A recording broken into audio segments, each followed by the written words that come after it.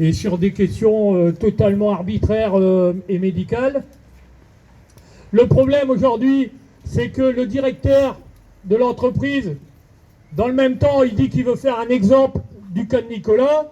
Et quand on parle d'exemple, forcément, les travailleurs de LME ont de quoi s'inquiéter. Parce que ça veut dire qu'il va avoir des suivants.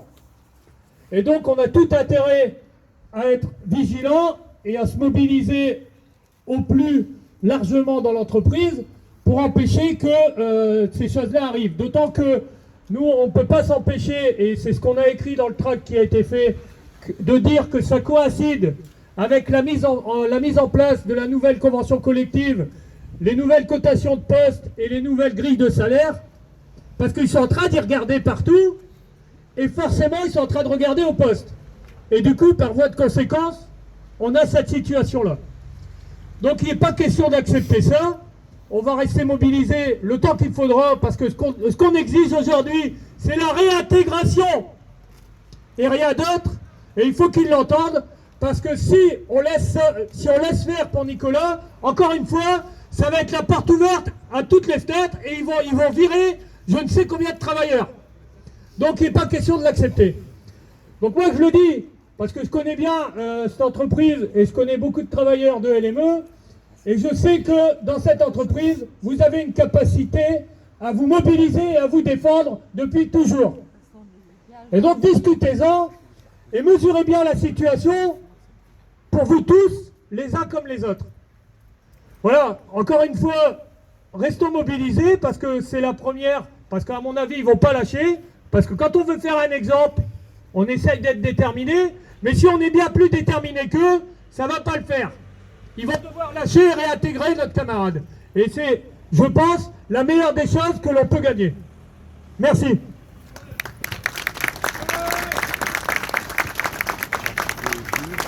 Alors je vais passer la parole à Christophe qui va se présenter pour la commune de Try-Saint-Léger. Merci, bonjour à tous. Alors je ne viens pas pour la commune de Try-Saint-Léger, je suis élu à Try-Saint-Léger. Mais moi j'avais un message pour Anissa et pour Nicolas. Je suis ici d'abord comme citoyen avant d'être élu, et nous sommes tous ici en soutien à Nicolas et en soutien à sa famille.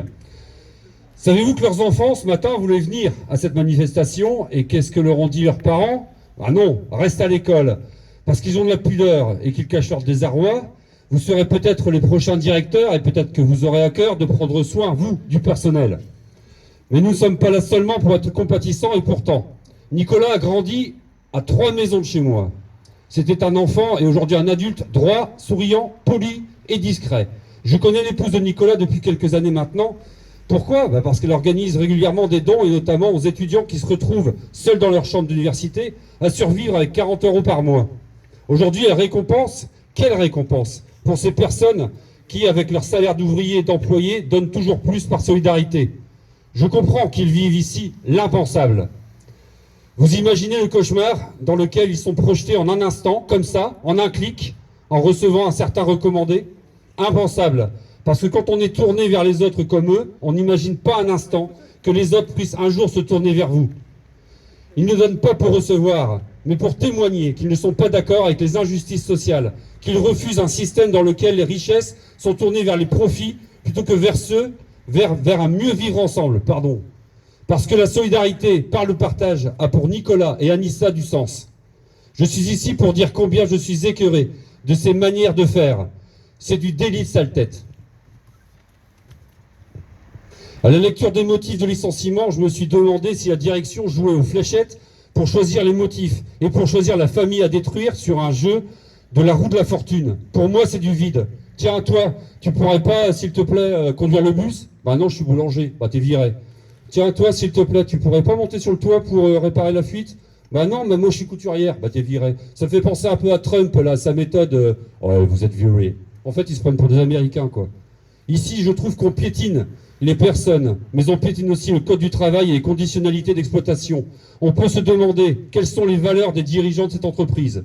Bien entendu, On ne s'attend pas à ce que les patrons du groupe débarquent en jet privé, on s'attend à ce que le contrat de confiance soit respecté, on s'attend à ce que le dévouement des ouvriers et leur loyauté soient récompensés, à commencer par le respect des personnes derrière chacune et chacun des ouvriers et employés. Ben Nicolas, je vous ai dit en quoi vous étiez un exemple de solidarité pour le territoire. Aujourd'hui, cette solidarité, j'en suis sûr, vous sera rendue pour l'exemple. Au directeur, je ne peux que vous dire mon incompréhension, mon indignation pour le retour en arrière de 150 ans que vous nous faites vivre, pour cette gifle sourde que vous affligez à tous les habitants qui m'ont contacté pour réagir.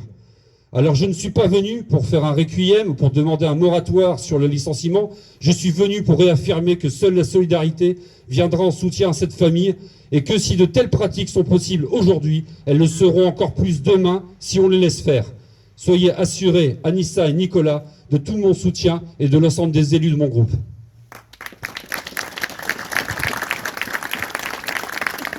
Donc voilà.